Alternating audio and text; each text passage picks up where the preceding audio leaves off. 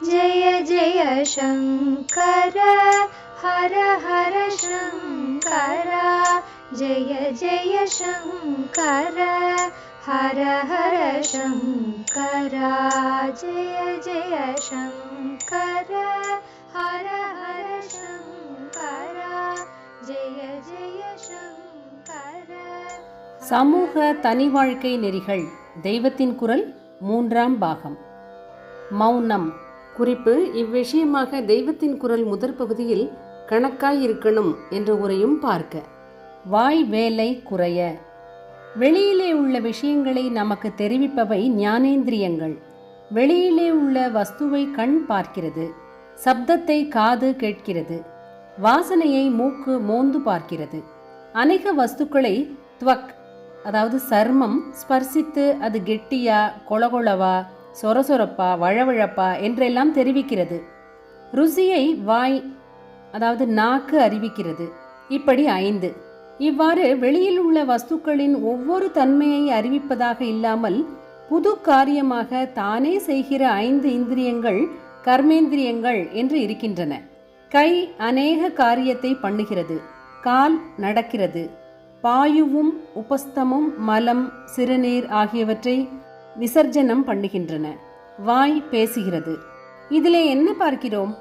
வாய் ஒன்றுதான் கர்மேந்திரியமாகவும் இருக்கிறது, ஞானேந்திரியமாகவும் இருக்கிறது. ருசி பார்த்து பதார்த்தங்களின் சுவையை அறிவிக்கிற காரியம், பேசி பாடி சிரிக்கிற காரியம், இப்படி 2 வேலைகள் இந்த இந்திரியம் ஒன்றுக்கு தான் இருக்கிறது. ஞானேந்திரியமாக இருக்கிற போதே கூட அதற்கு மற்ற ஞானேந்திரியங்களை விட வேலை ஜாஸ்தி. பார்ப்பது, கேட்பது முதலான காரியங்களுக்கு கண், காது முதலான இந்திரியங்கள் ரொம்ப ஸ்ட்ரெயின் பண்ணி கொண்டு வேலை செய்வதில்லை. வாய் ருசி பார்ப்பது மட்டும் அதோடு நின்று விடாமல் பார்த்த வஸ்துவை கடித்து மென்று உமிழ்நீரை சுரந்து முழுங்குகிற வேலையையும் செய்கிறது. அதாவது ருசி பார்க்கிற ஜிஹ்வாவை, நாக்கை மட்டும் எடுத்துக்கொள்ளாமல் அதோடு பல், உதடு எல்லாம் சேர்ந்த வாயையே ஞானேந்திரியமாக சொல்லி கொண்டு போகிறேன். ஆக மற்ற எந்த அவயவத்தையும் விட வாய்க்குத்தான் வேலை ஜாஸ்தி.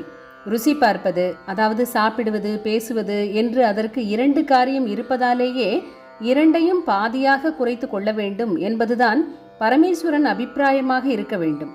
வயிற்றை கட்டி வாயை கட்டி என்கிறபோது சாப்பாடு, பேச்சு 2ஐயும் கட்டுப்படுத்துவதுதான் தாத்பரியம். ஆனால் நேர்மாறாக பண்ணுகிறோம். 2 வேலையும் தேவைக்கு அதிகமாக கொடுக்கிறோம். வாய்தான் ரொம்ப ஓவர் ஒர்க்டு. அமித போஜனமாக ஓயாமல் ஏதாவது சாப்பாடு, நொறுக்கு தீனி, பானம் என்று உள்ளே தள்ளிக்கொண்டே இருக்கிறோம். எப்போது பார்த்தாலும் வெட்டியாக ஏதாவது பேசிக்கொண்டே இருக்கிறோம். இந்த 2ஐயும் ரொம்ப குறைத்து கொள்ள வேண்டும். கண்டதை தின்று கெடுதலை வரவழைத்து கொள்ளாதே. சாத்வீக ஆகாரம் மட்டும் மிதமாக சாப்பிடு. அதுவும் கூட இல்லாமல் அவ்வப்போது உபவாசம் இரு என்கிறது சாஸ்திரம். இதே போல வாயில் வந்ததை பேசிக்கொண்டே போகாதே. அதனால் பிரத்தியானையும் கெடுக்காதே. பகவத் விஷயமாக பேசு, பாடு, பஜனை பண்ணு என்று சொல்லிவிட்டு உபவாசத்தில் சாத்வீக ஆகாரம் கூட பண்ணப்படாது என்று வைத்திருக்கிற மாதிரியே பகவத் பரமான பேச்சும் கீர்த்தனமும் கூட இல்லாமல் அவ்வப்போது வாயை மூடிக்கொண்டு மௌனமாக இரு என்று பெரியோர்கள் உபதேசித்திருக்கிறார்கள். இப்போது எங்கே பார்த்தாலும் பேச்சுத்தான். பேச்சாளர்கள் என்றே பலர். ஒலிபெருக்கி வைத்து மீட்டிங்குகள், கல்யாணம், கார்த்திகை, வேறே விழாக்கள் என்று எங்கே பார்த்தாலும் லவுட் ஸ்பீக்கர் வைத்து சத்தம். இந்த அவஸ்தையை பார்க்கிற போது மௌனம் அதை அனுஷ்டிக்கிறவனுக்கு செய்கிற நல்லது ஒரு பக்கம் இருக்கட்டும், இந்த சமூகத்துக்கே செய்கிற தொண்டு என்று தோன்றுகிறது. இத்தனை வாத பிரதிவாத சண்டையும் பேச்சால் தானே. மௌனம் அனுஷ்டித்தால் அன்றைக்காவது சண்டை சச்சரவு இராது. மௌனம் கலகம் நாஸ்தி. இதுவும் ஒரு சமூக சேவைதான்.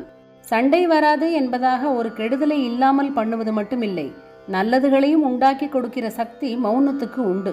சகல புருஷார்த்தங்களையும் பெற்றுத்தர அது உபாயம் என்பதால் தான் மௌனம் சர்வார்த்த சாதகம் என்று சொல்வது. மனசை கட்டுப்படுத்துவதற்கு வழியாக ஒவ்வொரு இந்திரியத்தையும் கட்டுப்படுத்தி வைக்க பழக வேண்டும். வாயை கட்ட வேண்டும், அதாவது சாப்பாட்டிலும் கட்ட வேண்டும், பேச்சிலும் கட்ட வேண்டும். ஏதாவது சொல்லி நம்மை எக்ஸ்பிரஸ் பண்ணிக்கொண்டே இருக்க வேண்டும் என்று இருக்கும் அரிப்பை கட்டுப்படுத்துகிற நெறிதான் மௌனம். இதை சாதித்தால் மனசை அடக்குகிறதும் கொஞ்சம் கொஞ்சமாக சுலபமாகிவிடும். முனிவன் இயல்பு மௌனம். மனசை அடக்கினவன் தான் முனி. முனிவனின் குணம் எதுவோ அதுதான் மௌனம் என்பதே அந்த வார்த்தைக்கு அர்த்தம். முனிவனின் குணத்தில் பேசாமல் இருப்பதுதான் தலை சிறந்தது என்று பொது கருத்து இருந்திருப்பதால் தான் மௌனம் என்றால் பேசாமல் இருக்கிறது என்று ஆகிவிட்டிருக்கிறது. மனசை அடக்கினவனின் தன்மை என்றாலும் அதுவே நம்மாதிரி மனஸ் அடங்காதவர்கள் அந்த நிலையை அடைவதற்கு உதவுவதாகவும் இருக்கிறது. பிரம்மஞானியான முனிவன் மௌனமாய் இல்லாமல் இருப்பது என்ற இரண்டையும் விட்டு விடுகிறான் என்று உபனிஷத் சொல்கிறது. குறிப்பு பிரகதாரண்யகம் 3.5.1. முதலில் படித்து பண்டிதனாகி ரொம்பவும் வாதங்கள் சர்ச்சைகள் பண்ணி சத்திய தத்துவத்தை தெரிந்து கொள்கிறான். அப்புறம் பாண்டித்யம் பேச்சு எல்லாவற்றையும் விட்டுவிட்டு ஒரே நிஷ்டையில் போய்விடுகிறான். அப்புறம் பிரம்மஞானியாகிற போது மௌனத்தையும் விட்டுவிடுகிறான், மௌனம் இல்லாமையும் விட்டுவிடுகிறான் என்று உபனிஷத் சொல்கிறது. இப்படி சொன்னால் அது எப்படி சாத்தியம்?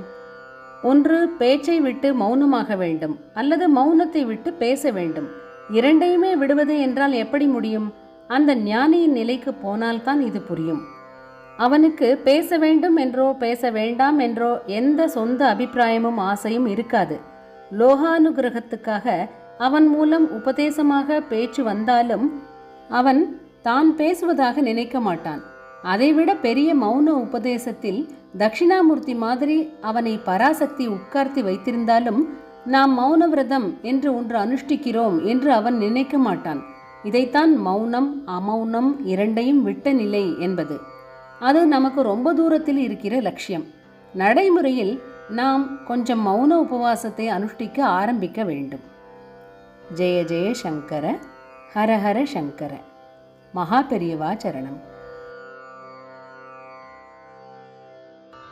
जय जय शंकर हर हर शंकर, जय जय शंकर हर हर शंकर, जय जय शंकर हर